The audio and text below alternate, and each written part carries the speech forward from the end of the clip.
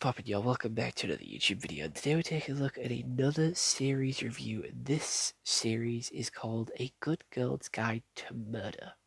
She doesn't murder anybody, spoiler alert.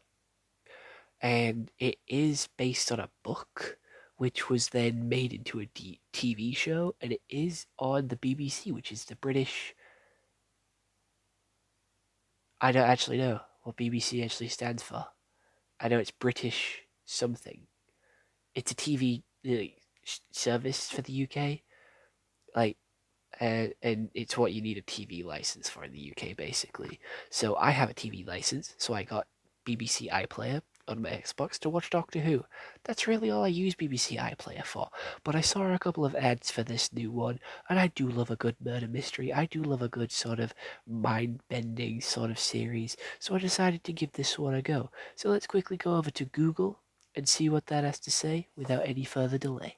So, A Good Girl's Guide to Murder is a 2024 drama with one season, 6 episodes, which roughly are about 30 to 40 minutes long, so you can easily watch it within 6 hours, easily binge watchable in a day, just like I did, and it has a 6.9 out of 10 IMDb and 86% on Rotten Tomatoes. So, Pip Fitz, a brilliant woman, is unsure whether schoolgirl Annie Bell was killed by her lover 5 years ago.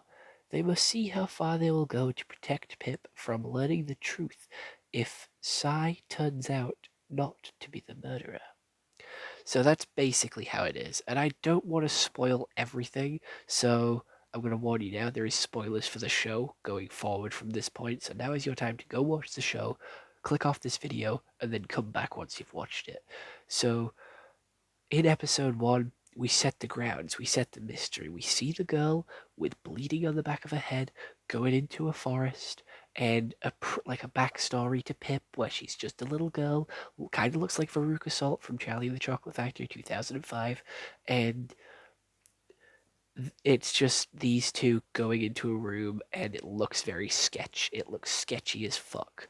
And that's how the show gets you. It gives you as little information as possible, so then your mind can speculate, your mind can wander, and it puts people in bad lighting from just how little it shows you, how little information you actually have.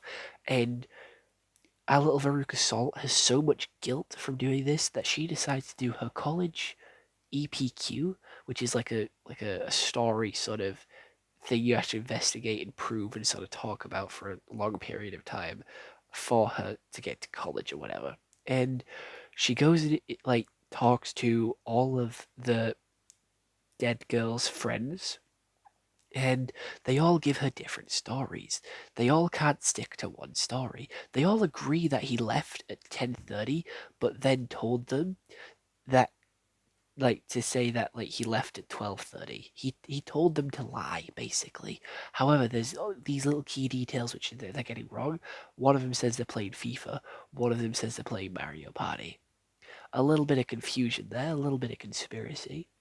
She then goes and talks to a couple of other people. They get a little bit angry, a little bit upset, a little bit disturbed by her dragging up all this information 5 years later.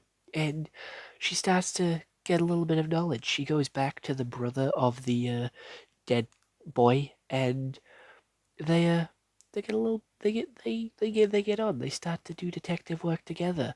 So they go on. They break into someone's house, find drugs. These drugs belong to the dead girl, and they then follow the trail of drugs back. It kind of leads to a dead end, but gives them a couple of other leads elsewhere. And this entire show, every time you feel like it's about to get solved, it throws another mystery at you. Every time one question gets answered, another three appear. And it is so good. It is gripping. It is intense.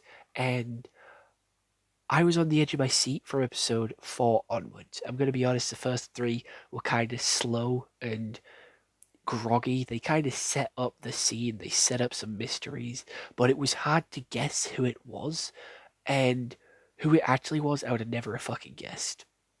So again, now's your time to click off because we're getting into the final 3 episodes here. So with the final 3 episodes, it turns out that the dad to one of the girls was keeping a girl in his attic in his other house. One of his daughters was in a hit and run, and he tried to cover that up as well as covering up the murder he committed on this girl, which he was sleeping with, one of his students, a 17-year-old. And all this shit, this family's so fucked up. But that's not the end of it, because the sister to the dead girl is the one who actually finished her off, and she tried to take Pip down as well. And then we also have Max, right from the start, who SA'd the dead girl's sister with the drugs he bought from the dead girl. This shit goes so fucking deep. This town is so fucked. Everyone is a fucking asshole. Everyone had something to do with the murder. It all played in. It was a domino effect. One thing after another. One thing led into another. All these key details, all these key bits of information that have been fed to you this entire time all come together, and it feels so clear. I audibly was going, what the fuck? I was audibly saying, I was sat in a room by myself watching this, but I was like, what? What the fuck? I was sitting up. I was shocked. I was literally sat on the edge of my bed watching this. It was so fucking good towards the end, and it's just so well crafted how they build the mystery up with like each individual piece of evidence. It doesn't give you it in like a specific order. They follow like one trail at a time, which kind of leads to dead ends in their own right. But when you bring all of them together, it makes a whole lot of sense and you can understand it more. And it gives you flashbacks to all the clues when something big is unraveling, so you can see where everything came and fed into it. So it gives it all to you in a nice package, and then it fucks that package because it's like, no, this isn't the whole thing. There's still more to uncover, and it's just so fucking mind blowing and so well crafted. The actors are really fucking good. They have some great range of emotions. They're very convincing when they're lying as well. Acting is basically lying, but they are really fucking convincing. I believed them all when, and then like every time it turned out they were all assholes. Everyone she interviewed fucking lied straight to her fucking face the first 3 times she talked to them. And like there was a threat looming over her the entire time, with someone threatening her, which turned out to be multiple people threatening her, but she just assumed it was all one person. And that's where you go wrong. You assume everything is because of one person, but it's not.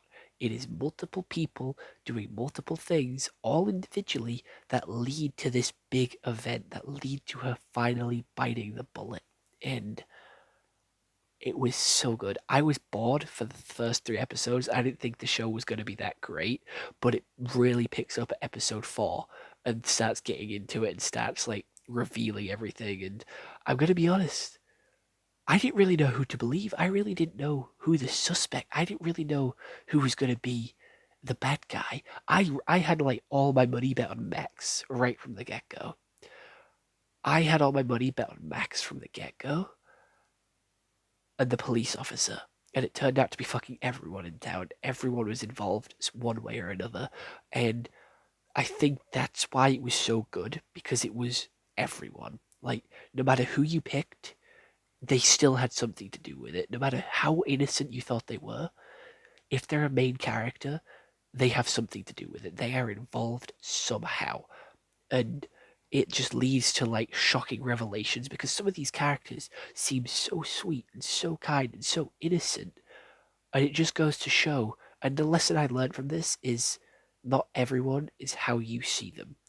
Not everyone is who they're showing. Not that everyone has dark secrets. Everyone has baggage. Everyone has like things they don't want you to know.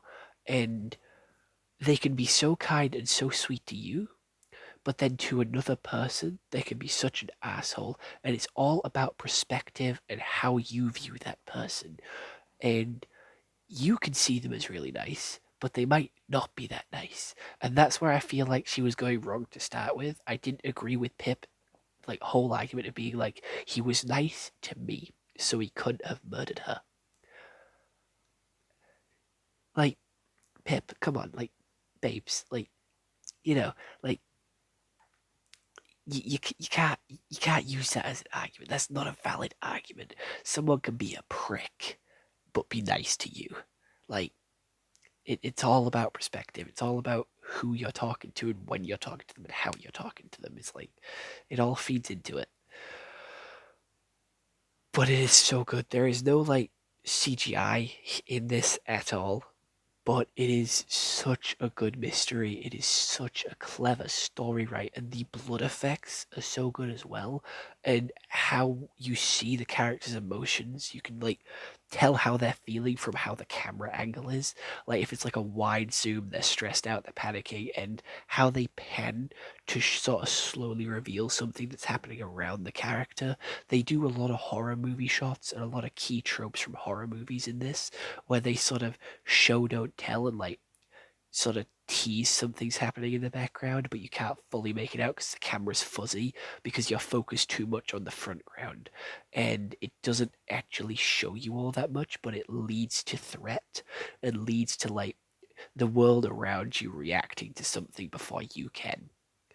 It also has a really good scene where she's speeding down like an alley where like, she's having like a mental sort of break, and I thought that was really well done. And it does seem like every really good piece of media is having a panic attack lately. However, it is a straight 10 out of 10. I have found no flaws in this, and I think it's a really good watch. It is a fucking must watch. So please take my recommendation and go watch it. It gets so good at episode 4.